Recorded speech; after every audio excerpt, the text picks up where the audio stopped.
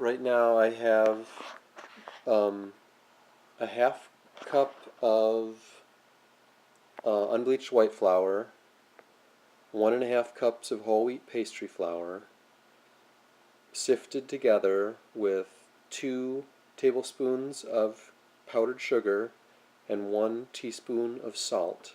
I figured sifting, there's no great technique to that, so I didn't bother to show you that. I also have cut in about 14 pats of butter, a stick of butter, cut into pats, and then a half a cup of vegetable shortening. And now I'm going to use this tool. It's very important to get yourself one of these with blades instead of just wires. I've also tried to use the 2-knife technique and that doesn't work. You gotta get one of these or don't even bother trying to make pie crust. Alright? So Chris, my cameraman here, is just going to focus on how I'm going to work the shortening into the flour here, going around and around and around. And the other thing I need to do every once in a while is, where's my knife? I'll use this. Is scrape the chunks of butter and shortening off the blades and get them back in and then mix more. And we're going to pause the video now and then I'll show you in a minute what the final texture should look like. Okay, here is the finished product. I've used my stiff sort of pan scraping spatula to cut through it a little bit and break up the larger chunks. Basically, when the fat is mixed in to the flour, you have a nice sort of crumb texture, kind of almost like graham cracker crumbs or something like that. So now I'm gonna mix the water in to it. Okay. So I got a 1/3 cup measure here. I got a measuring cup full of water and ice to make ice water, and I'm gonna pour 1/3 cup just till it starts to drip over the edges, and then I'm gonna pour it over my spatula to kind of make it drizzle in. I don't want to just pour it all in one pool in the middle. I want to try to get it to blend a little bit. And then with that, I kind of use my flat, stiff spatula to cut the water in. I want to be careful not to knead the dough because I don't want to break down the gluten and start turning it into bread dough.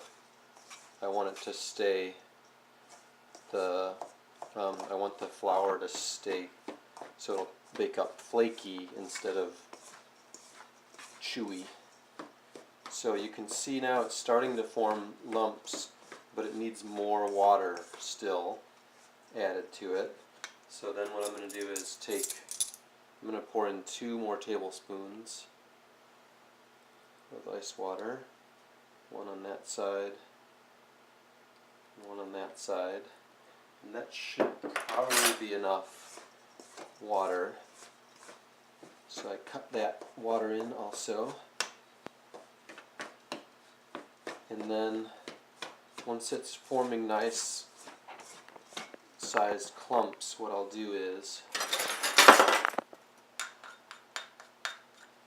stick my hands in and just pull it together into a good ball. And it's definitely sticking together nicely. Turning it, I'm trying not to knead it, I'm trying just to press it together rather than really kneading it. And you can knead it a little bit, to form a nice smooth ball, but I want to again be careful because I don't want to make it be glutinous, which will turn into like more of a chewy bread-like texture in the oven. So press it together. Also, I want to be careful not to warm it up too much because I don't want to melt the fat in it. I just want to make a nice smooth ball, as smooth as possible without too much cracking. Alright, then I'm going to cut it just a little unevenly, one piece a little bigger than the other, because I don't need quite as much for the top lattice as I do for the bottom. And then we're going to pause the camera here, and then I'll come back in a minute and show you the rolling out process. Alright, so I have some more unbleached white flour. I've floured my silicone mat. I'm going to flour the dough on both sides. And then I'm going to start rolling it out. And what I want to do is kind of roll it from the center out, and also in a bit of a circular motion. Because when I roll in this circular motion, if the dough keeps moving on the mat, then I know that it's not sticking, and it also helps me to keep the dough in a circle by circulating the dough around. And ultimately I will want a circle that's just a little bit big. Okay, just start it again, it's okay. Is it rolling? Yeah. Okay. Alright, so it hasn't started to stick, but since I've gotten it significantly bigger, I want to turn it over and start working it on the other side. If it does start to stick, then that is definitely a signal that you need to reflour it and turn it over.